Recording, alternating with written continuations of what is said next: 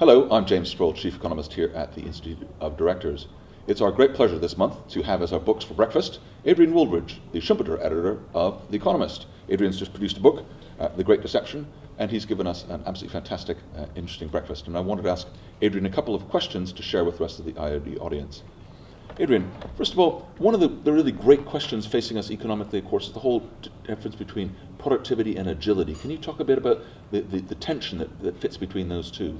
Absolutely. I mean, I think the thing that most companies want these days is agility. They're very, very concerned about their ability to respond in time to a very fluid, very flexible economic environment. And above all, they're very concerned about having too many employees or employees that they can't get rid of. So what you will tend to do is that the modern company, Google being the paradigmatic example, employs very, very few people compared with big companies in the past.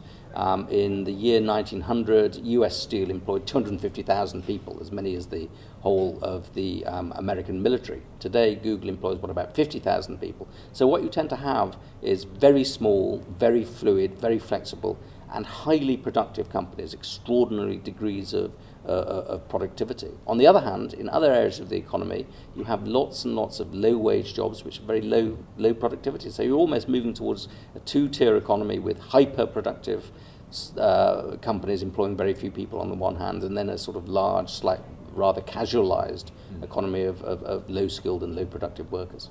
That's extremely interesting. One of the other very interesting things you bring out in your book is the whole issue of frugal innovation. Now, we've had Jaideep Pradhu come in here and talk to us, but you also talk a lot about that and how companies are responding to that. This is sort of a developing world to first world trend, which is one of the first we've seen of that. Yeah, almost all innovations for the last few hundred years have been about ideas thought up in the rich world going to the emerging world eventually. And what we're seeing with frugal innovation is the opposite. And what frugal innovation is really is the idea that you can get 90% of the value for 10% of the cost.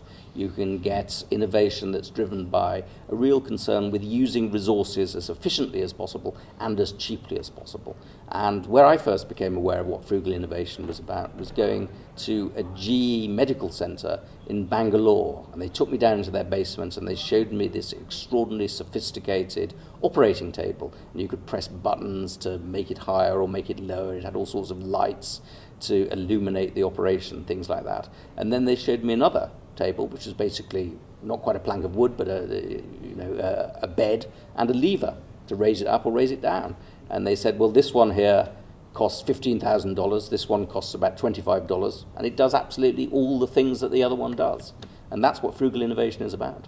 Looking forward from here, I mean, one of the big problems that we face in the UK, of course, is how are we going to get frugal government? How are we going to get innovation going in the public sector in the way that we've had a lot in the private sector over the last few decades? Do you have some thoughts on that? Oh, absolutely. I've just actually published another book as well, which is called The Fourth Revolution, The Global Race to Reinvent the State. And what that book argues is that we're on the verge of a huge revolution in the public sector, which is about significantly increasing the productivity of the public sector through the application of new technology, information technology in particular. That what you saw in the 19th century, in the machine age, was the rise of the productivity of the manual sector. And what we're going to see in this age is the rise in the productivity of the brain sector. Things like education and healthcare, which tend to be in the public sector, have got huge capacities for reinvention.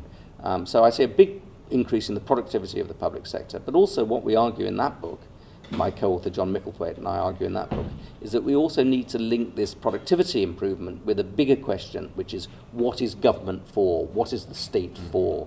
And I think quite often we've allowed that question to answer itself. We allow government to sprawl, go here, hither and thither, do all sorts of things. And we really need to say, well, do we need it to do that? And quite often the answer is no. Right. Some real intellectual feasting to go on there, and I recommend both books to our listeners. Thanks very much. Thank you.